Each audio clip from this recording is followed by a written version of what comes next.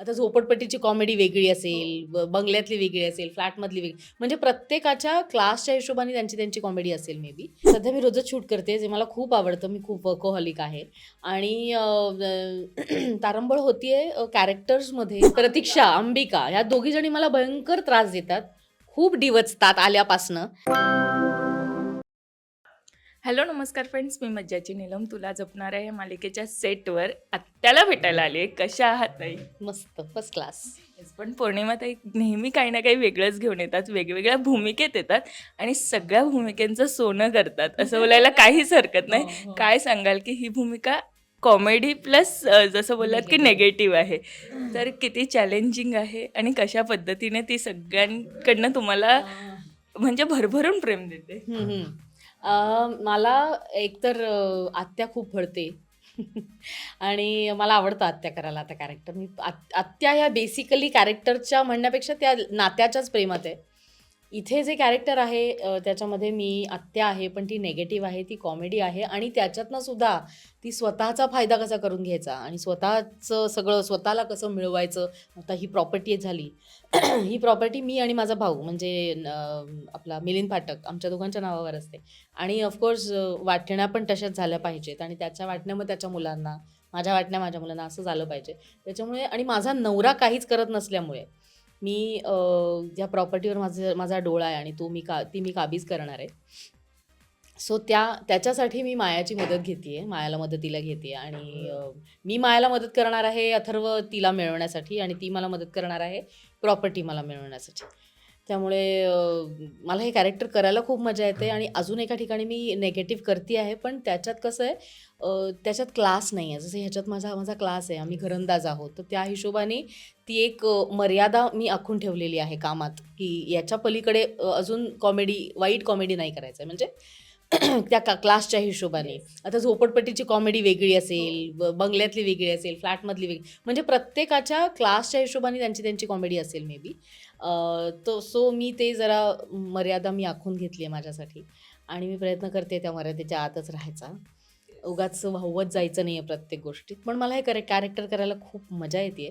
वेगळं कॅरेक्टर आहे ऑफकोर्स आणि आर्टिस्ट पण माझ्याबरोबरचे सगळे खूप सपोर्टिव्ह आणि छान आहेत.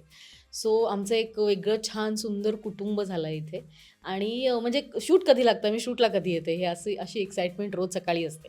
मग डबे, जेवण आणि ते सगळं असतंच आमचं एकमेकींचं आणि खूप छान आणि मजेशीर आहे सगळं इथे. येस, पण जसं तुम्ही बोललात की अजून एका ठिकाणी एक मालिका सुरू आहे, तिथे आणि इथे एक कलाकार म्हणून हे किती चॅलेंजिंग वाटतं की आपण एकाच वेळेस वेगवेगळ्या भूमिका करतो आणि त्या भूमिकेच्या मर्यादा सांभाळणं.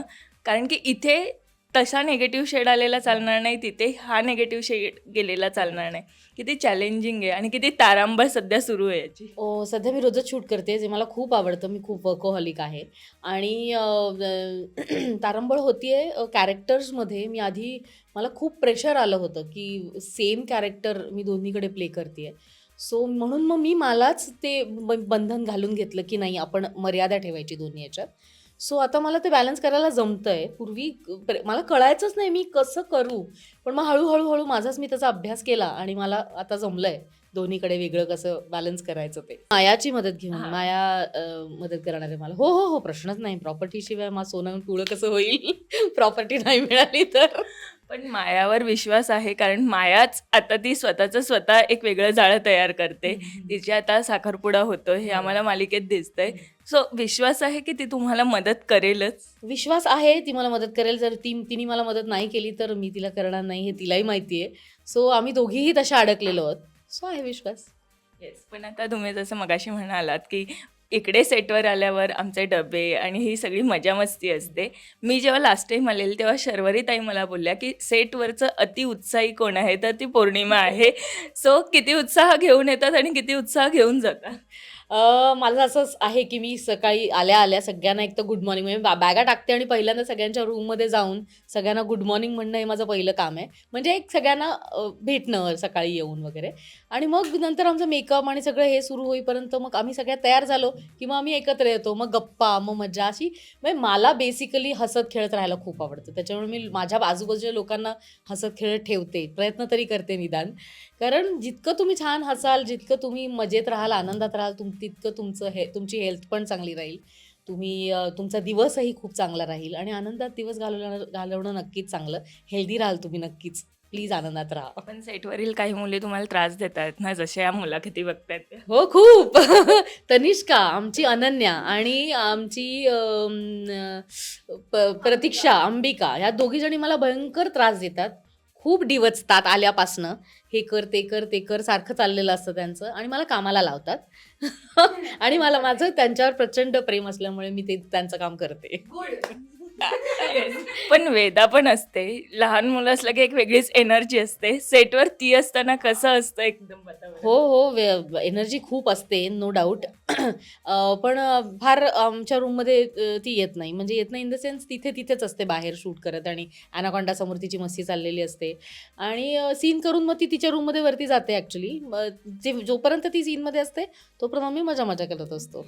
मग आमचा ओरडा पण खाते, सगळं करते ती. जसं आता सीन सुरू आहे, तुम्हालाही सीनसाठी बोलवलंय. सो बोलावलंय. इथेच थांबते आणि आता प्रॉपर्टी जेव्हा तुमच्या हातात येईल तेव्हाच डायरेक्ट येऊन इंटरव्ह्यू करेल, कारण तेव्हा इंटरव्ह्यू करण्यात ते पैसे मोजत असेल त्याच्या बरोबर आपण इंटरव्ह्यू करू. येस, नक्कीच. Thank you so much. मराठी मनोरंजन सृष्टीमधील मालिका, चित्रपट, नाटक तसेच कलाकारांबद्दलच्या नवीन अपडेट्स जाणून घेण्यासाठी नक्की सबस्क्राईब करा इट्स मज्जा मराठी या आपल्या नवीन यूट्यूब चॅनलला.